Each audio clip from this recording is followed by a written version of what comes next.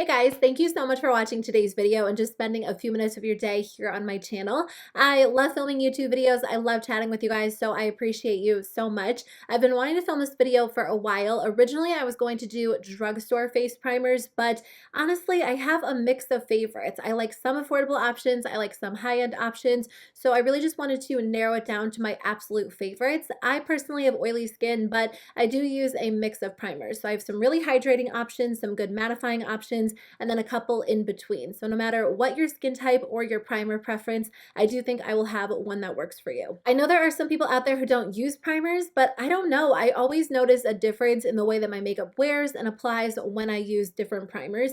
So I just wanted to share the ones that I love and that I use most often with you in today's video. But let me know in the comments below what your favorite primer is, because I would love to check it out if I haven't already. Primers are one of my favorite makeup products. So let me know, but let's jump into it and I'll chat about my favorites. So my favorite face primer in the entire world is the Smashbox Photo Finish Primerizer. I love this product so much. It's a little bit pricey. It's $42 for 1 fluid ounce, but if you guys did not know this, you can actually go to Sephora.com and possibly in Sephora stores as well, and they actually sell a 0.5 fluid ounce bottle for $15. So if you pick up 2 of the sample bottles, you'll get the same exact amount of product as you would with the full-size bottle, but you would actually save $12. The first time I used this product, I didn't think it was going to do anything for me because the texture is so different than any other face primer that I've tried. I think if you have dry skin or normal skin, you're really going to enjoy this product, but if you have oily skin, you can still benefit from a moisturizing primer,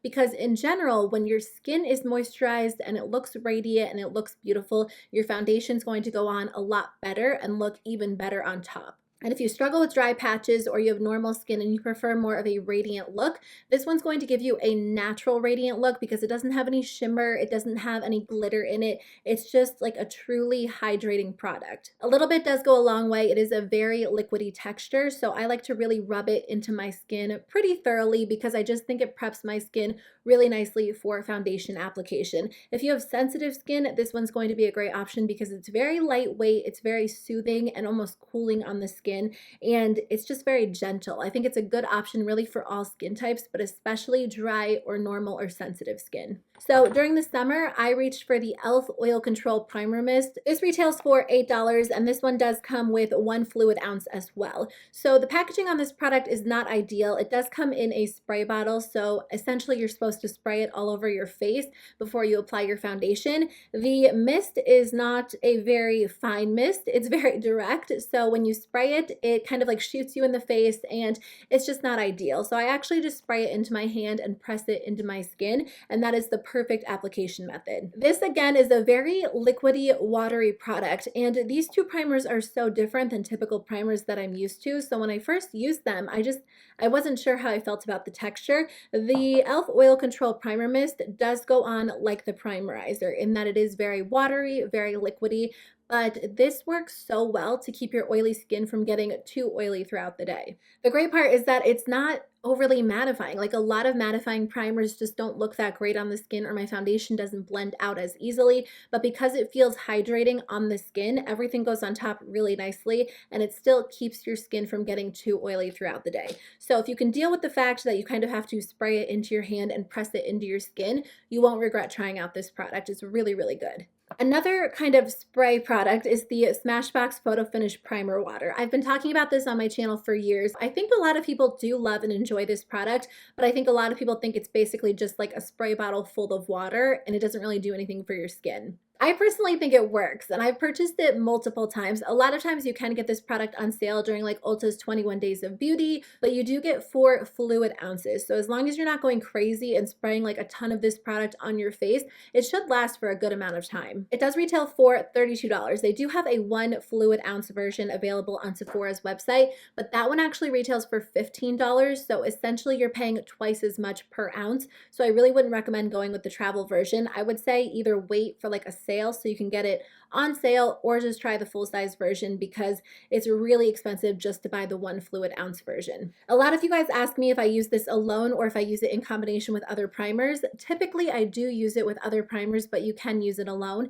If you prefer a very, very lightweight primer and something that's just going to really refresh your skin, a light mist of this before you apply your foundation just makes your foundation blend out really beautifully. When I typically use it, I spray it all over my face just to give me like a nice refreshed moisturized base, and then I'll go in with like either a mattifying primer or a moisturizing primer in very select spots on my skin.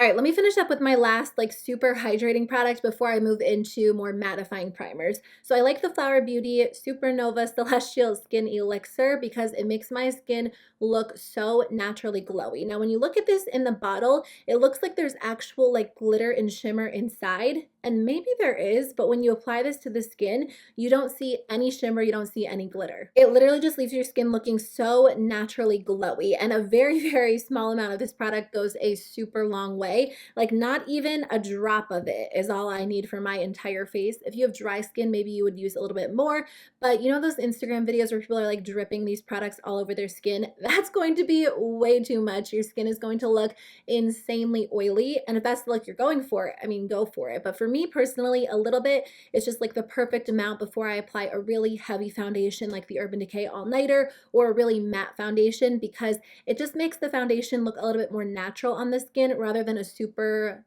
flat matte surface. So typically, I think this one would be ideal for you if you have dry skin or normal skin, not necessarily oily skin, but a little bit does go really well with super matte foundations. I forgot to say the Photo Finish Primer Water would work for all skin types. And again, if you have sensitive skin, this feels really refreshing.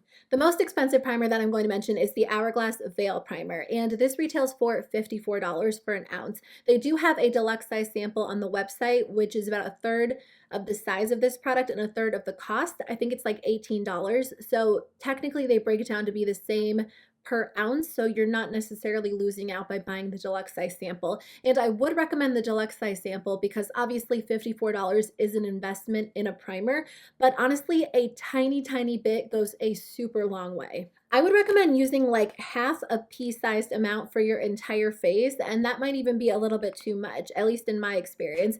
It spreads out so easily. It's a very thin, silky, smooth primer. It's so silky, it's hard to explain. Like I've never tried a primer with this texture before. It's not thin in the way that it's runny, and it's not pore filling or pore smoothing in the way that it clogs your pores. It's just such an interesting, smooth, silky texture, and it makes your skin look really beautiful. It almost forms a barrier between your skin and your foundation, and I guess essentially that's what all primers should do, but I feel like this one stays in place throughout the day. So when you apply your foundation on top, it goes on really beautifully, really smoothly. I feel like this primer actually makes your foundation stretch a little bit further because it does create such a smooth, silky surface. So your foundation doesn't sink into your skin. It just really blends really easily over your entire face.